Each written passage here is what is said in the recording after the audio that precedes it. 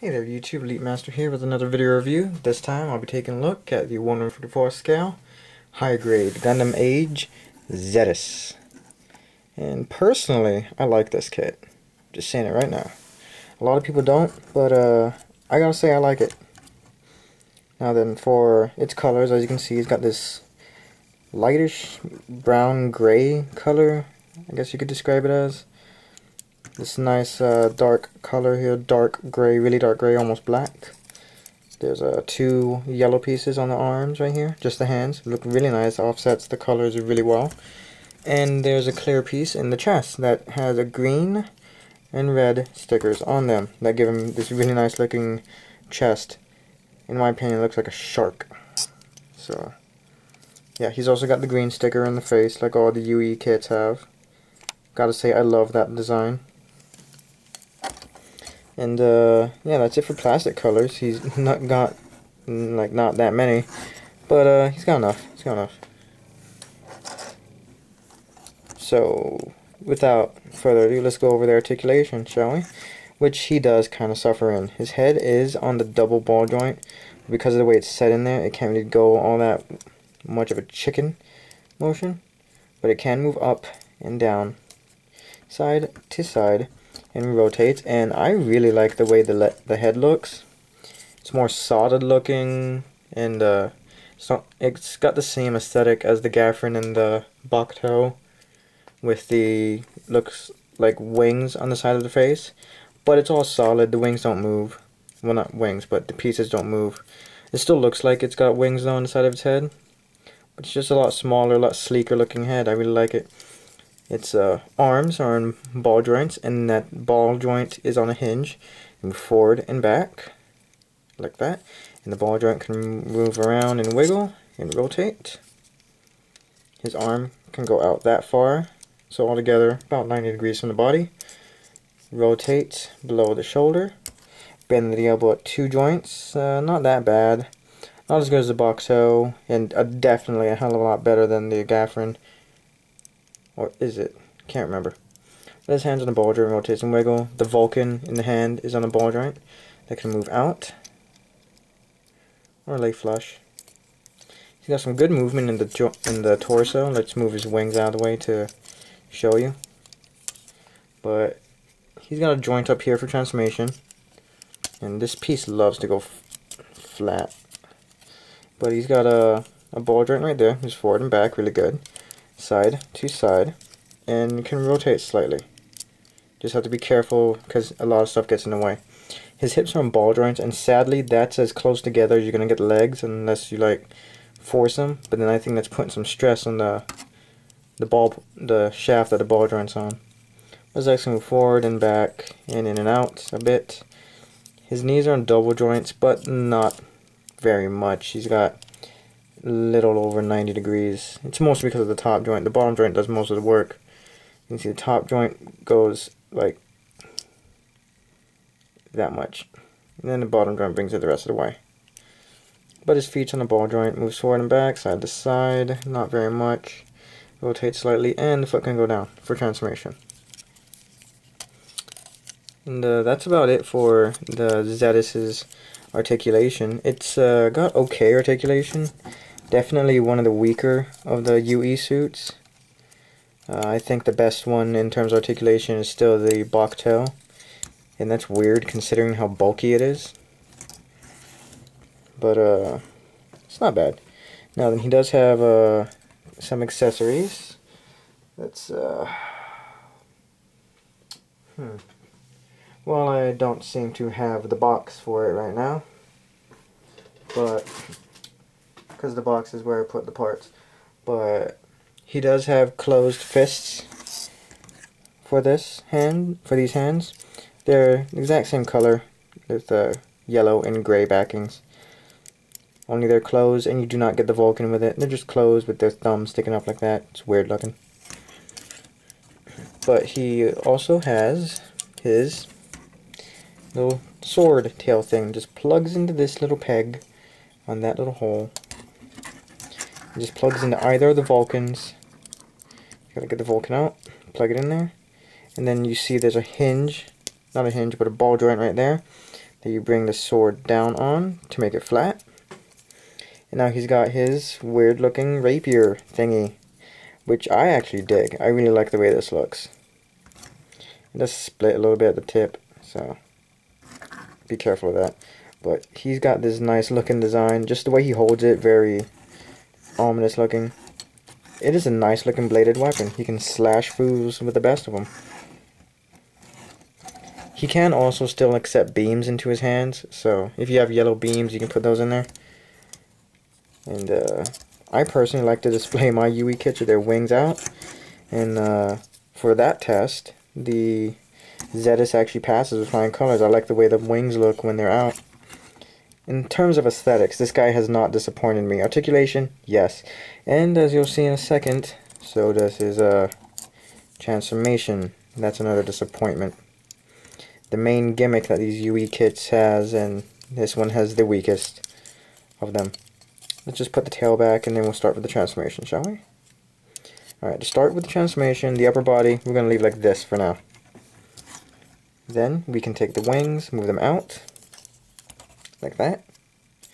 You take this whole back section, you move it up while you fold the tail down so it fits, and move the wings back just to get them out of the way. But you move that up like so.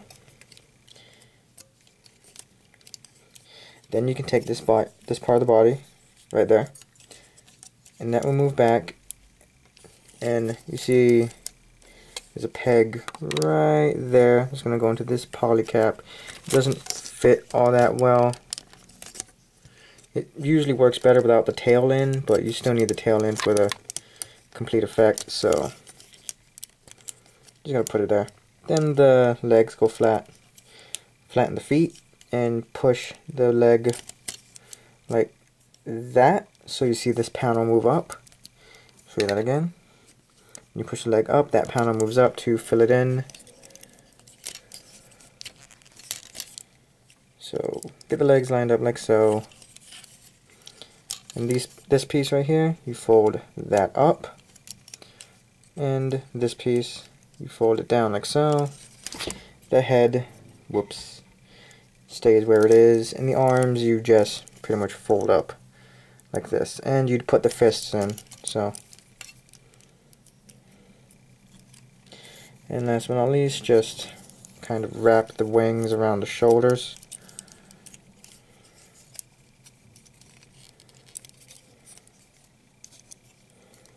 And get everything situated, and it's the worst looking flight mode I've ever seen. Like from above, this part back doesn't look bad, but then you see the rest of it and it's like, oh, it's got a mobile suit hanging off the front of it. And from the bottom it looks even worse. It looks like he's just jutting forward. The side, not so great as well. The front, just as bad. But from the top view, this far back, you can kind of see what they're going for. Just, it did not work out as well as they thought it would, I guess. And not only that, but the action base connector on the bottom right here is in a terrible place. You have to pull the waist back like so, and then put the legs up, and then take the action base connector and bend it all the way forward as far as you can, and then get it into this hole. And even then, he's still going to be going up a little bit like this. And it's even worse when you're trying to mount him in his mobile suit mode, which I'm turning him back into because I can't stand looking at this mode anymore. The transformation is definitely more involved than the Bok toes, and I'd say more involved than the Gaffrins also, but the Gaffrin's got the better of the transformations, I believe. The Gaffrin looks best in its transformed state. The Bok toe is just all the better kit.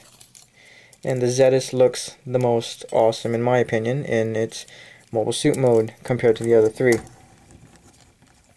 He's got this really nice aesthetic that's going on for me. I don't know why. But here he is back in his mobile suit mode. Let's get him compared to his other two compadres. The very first of the UE kits to come out, the Gaffrin with its terrible balance, because these tiny, tiny feet. Come on.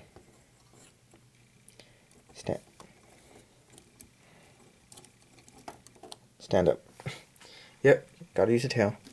And with the better in terms of build, balance, and just kit in general of the three, the bok tail. And gotta say, they all look really nice together. Like I said, the bok tail is the better of the three builds, and in my opinion. And I like it the most in terms of articulation and in terms of playability. This one is definitely a must-have. The Zedas, though, don't rule out completely. You'd be surprised how much he will grow on you.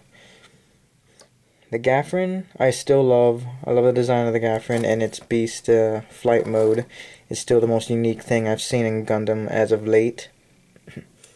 But the Zedas, I love its mobile suit mode. I can't rightfully call its transformed state a mode that would give it justification to exist.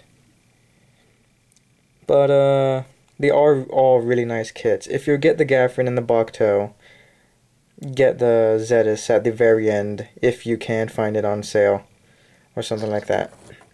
But in terms of purchase, I'd say get the bok tail first, then get the Gaffrin, and if you have money left over, get the Zedas. Because while it's still a great kit and an okay build, I love the way it looks. That's just me, though.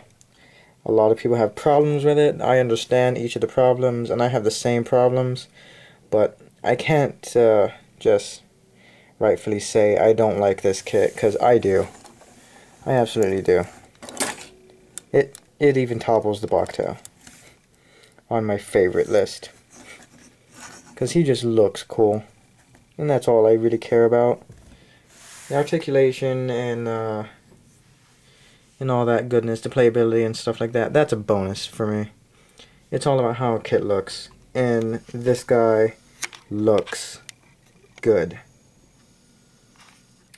Well, that was me, Lee Master, with my opinion on the UE kits. Take a gander on my other two reviews if you haven't seen them yet, or see somebody else's review that's better than me. And decide whether or not you want to pick these guys up, because I am really in love with this Age series right now.